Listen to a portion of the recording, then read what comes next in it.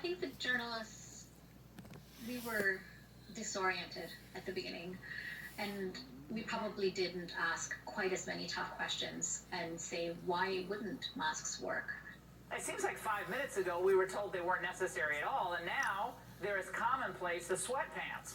I think people took the idea, anytime they saw scientists disagreeing, or anytime they felt that the information coming at them wasn't certain, it gave space for conspiracy theories to flourish. And it's unfortunate because that is the nature of science. We just don't have the kind of certainty that people were looking for. What it did was it muddied the waters, and it gave credence to the idea that journalists weren't telling you the truth, that you could not rely on journalists, and honestly it gave credence to the idea that you couldn't rely on science experts either. It's 9 minutes after 6 now, and there's new video of a raging mask debate. This is a sign of our times. We are so polarized that we will polarize around absolutely anything. I will never forget. When all my memory is gone and I have just a little bit left, I will remember the politicization of masks as being the dumbest thing I ever covered.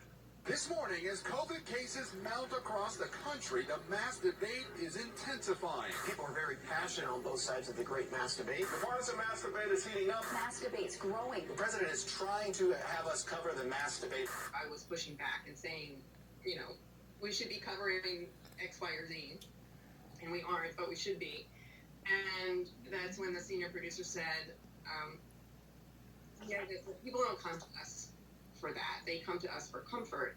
And that's absolutely abdicating your role as a journalist. They might frame it as though we're going to talk about the pandemic, but what happened was it would be Trump tweeted something at a Democratic governor, or is Trump wearing a mask or is he not wearing a mask?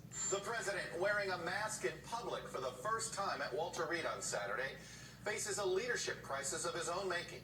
Even if there was other news, they would always find a way to frame it in a way that made Donald Trump the center of the focus. Joe Biden there striking the rawest of Trump nerves, calling him a fool. And he has certainly filled in that narrative by talking about injecting bleach into people's bodies to clean their lungs, taking hydroxychloroquine.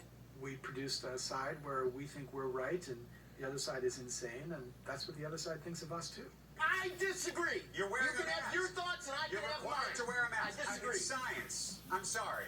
It's science. You're doing a disservice to the viewer because the viewers need to understand it. You are doing a disservice to the viewer. You are. You are. How well did the news media cover COVID-19? Well, one study shows it's political. A Pew survey from May of 2020 shows Americans were very polarized on pandemic coverage. While 66% of Democrats said news media coverage was mostly accurate, only 31% of Republicans agreed. And they were similarly divided on whether COVID-19 news coverage was helping or hurting the country. 63% of Democrats said it's helping, and only 27% of Republicans agreed. I think it had a profoundly negative effect on the way people perceive media, because they felt that, we had politicized something that wasn't political. And the idea that this happened in the middle of a national crisis is terrifying. CNN and MSNBC are not bringing you science and data. They're peddling panic and reckless moral judgment. There's no COVID. It's a fake pandemic created to destroy the United States of America. It was really hard to believe that so many people, believed that the entire thing was a hoax. It was really mind-boggling, the scale of misinformation and disinformation. He and other globalists are definitely using it in a drive for mandatory vaccinations and microchipping people so we can tell, quote unquote, whether you've been tested. You know what I say? Over my dead body. In the face of overwhelming data, it's a conspiracy and it's a hoax. There was a recognition that the more they could gin up this sense of conspiracy or extremism or craziness around the response, the more loyal and attentive their followers would become. And that means more money for them.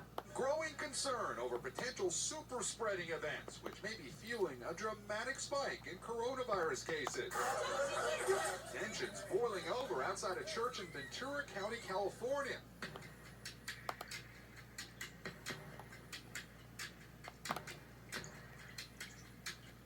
I will always be in favor of the freest of speech. But at some juncture, the reason they say you can't yell fire in a crowded theater is because you might be lying and people might die. So if you're lying and people die, that doesn't count. And with climate and with cigarettes and with coronavirus, they lied and people died.